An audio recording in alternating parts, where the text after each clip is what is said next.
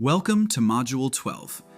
I am very glad you are joining us today. As always, thank you for your graciousness as AI has enabled the translation, voiceover, and avatar features of these videos. Images of the corresponding PDF are included throughout the video so that you know what to reference as you look at the study handouts separately later. Please feel free to reach out with any errors so that we can improve the resources. In our last module, we focused on persuasion.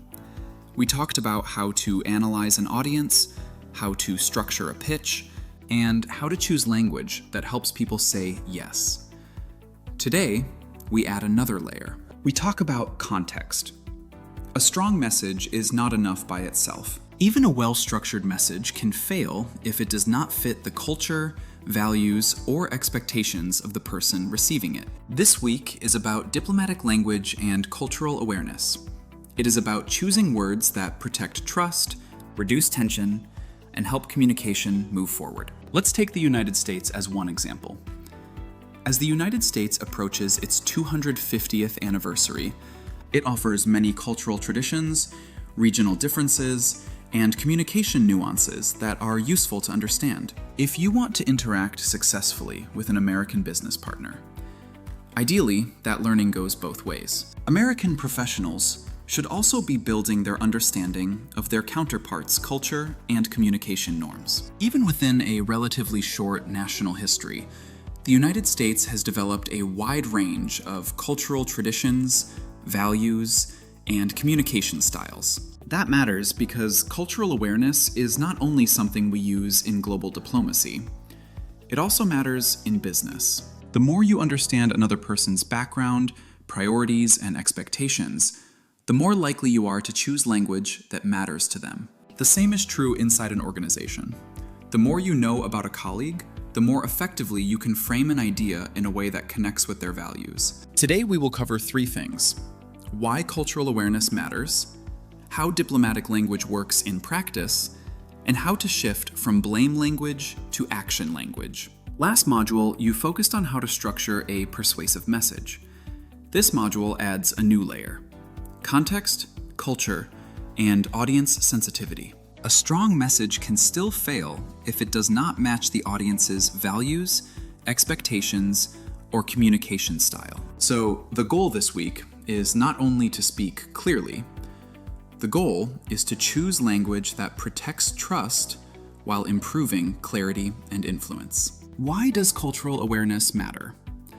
Because culture influences how people interpret communication. It affects how people understand politeness, disagreement, urgency, hierarchy, and respect. In some settings, directness is seen as efficient and professional.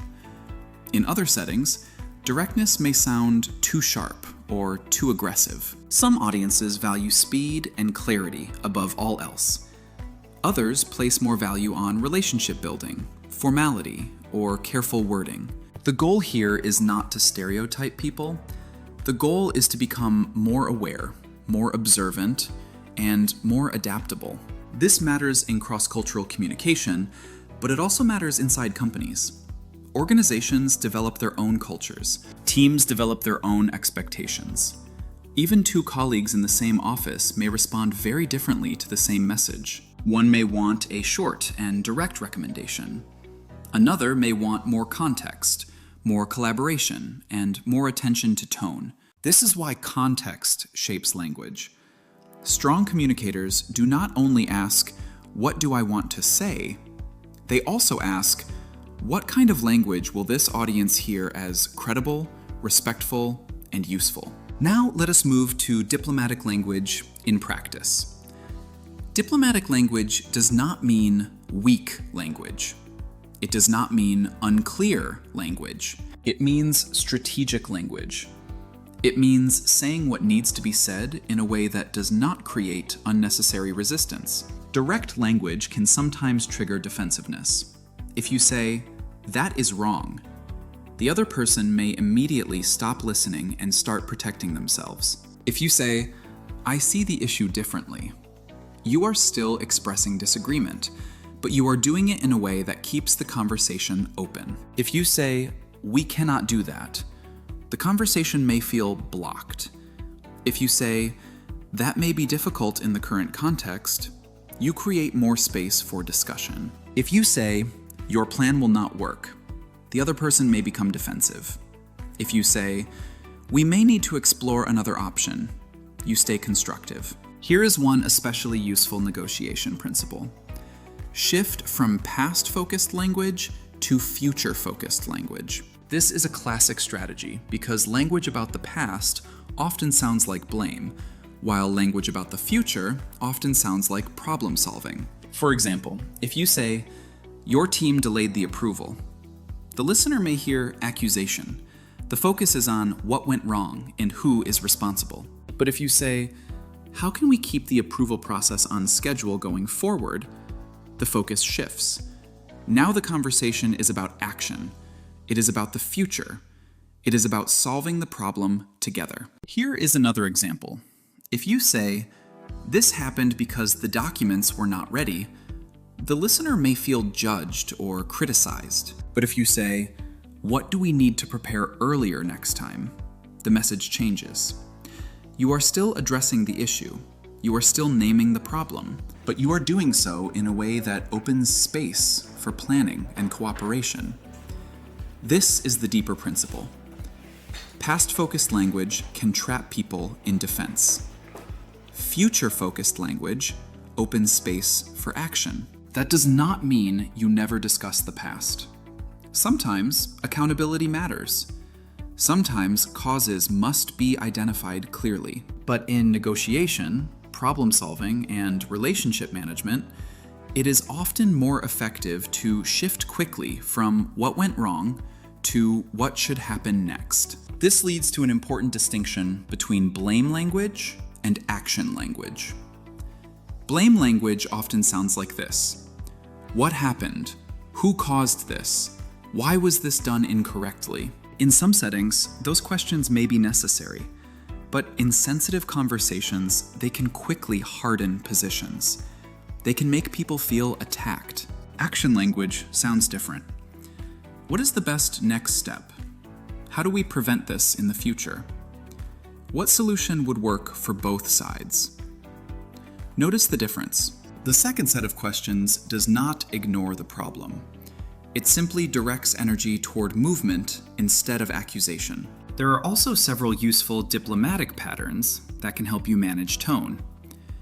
You can acknowledge another person's perspective by saying, "I understand your concern," or "That is a valid point." You can soften disagreement by saying, "I see the issue somewhat differently," or "We may need to reconsider that approach." You can shift towards solutions by saying, "A more effective approach might be," or "Going forward, we should focus on." And you can emphasize shared interest by saying, "Our shared goal is," or "We are both trying to achieve." These phrases are useful because they signal respect. They reduce unnecessary confrontation, and they make it easier for the other person to stay engaged. Another useful strategy is value language. Strong communicators connect their message to what matters to the other person. In professional settings, people often care about values such as stability, efficiency, trust, speed, accuracy, or partnership. If you know what the other person values, you can frame your message in a way that feels more relevant and persuasive. For example, you might say, "Because your team prioritizes efficiency, this approach can help reduce delays." Or you might say, "Because your group values stability, this option may create less disruption." Notice what is happening here. You are not changing the core message. You are connecting it to the audience's priorities. This works across cultures, and it works inside organizations. The more you understand what matters to the other person, the better you can choose language that resonates. The more you get to know a geographic and organization's cultures, the more nuances and special gems you will find. This week, I also want you to pay attention to a few expressions that often appear in diplomatic and professional settings. One is meet someone halfway. This means to find a compromise that both sides can accept. Another is see where someone is coming from. This means to understand another person's reasoning or perspective, even if you do not fully agree. A third is move forward. This means to shift attention from the problem toward the next step. These expressions are common because they reflect an important communication mindset. They are not only about language, they are also about how you approach other people. Now, pause for reflection. Think about a recent conversation at work that became tense, awkward, or unproductive. Ask yourself, was the problem caused by the idea itself or by the way it was expressed? Could a more future-focused message have improved the result? Could value-based framing have created more trust? Could softer disagreement have kept the conversation open? These are important questions because communication problems are not always content problems. Very often, they are framing problems. This week, I want you to practice reframing. Take a sentence such as, "You did not send the information on time," and rewrite it in a more diplomatic, future-focused way. Take a sentence such as, "This proposal has too many problems," and rewrite it so that it sounds more constructive. Take a sentence such as, "We disagree with your plan," and rewrite it in a way that preserves respect while keeping the conversation moving. The goal is not to become vague. The goal is not to avoid honest communication. The goal is to reduce blame, preserve trust, and guide the conversation toward action. Let me close with this. Diplomatic communication is not weaker communication.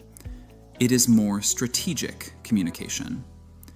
Cultural awareness helps you choose language that builds trust. Future-focused phrasing often creates more room for action than blame-focused phrasing. And the more aware you are of another person's values, context, and expectations, the more effectively you can communicate in ways that matter to them. That is the goal of this module. Not simply to speak, but to speak with awareness, tact, and purpose. In the next module, we will continue building executive communication through advanced professional application, allowing you to be comfortable leading in a variety of business settings with consistent success. Shukran. Thank you for your time and thoughtful engagement. I look forward to continuing with you in the next module.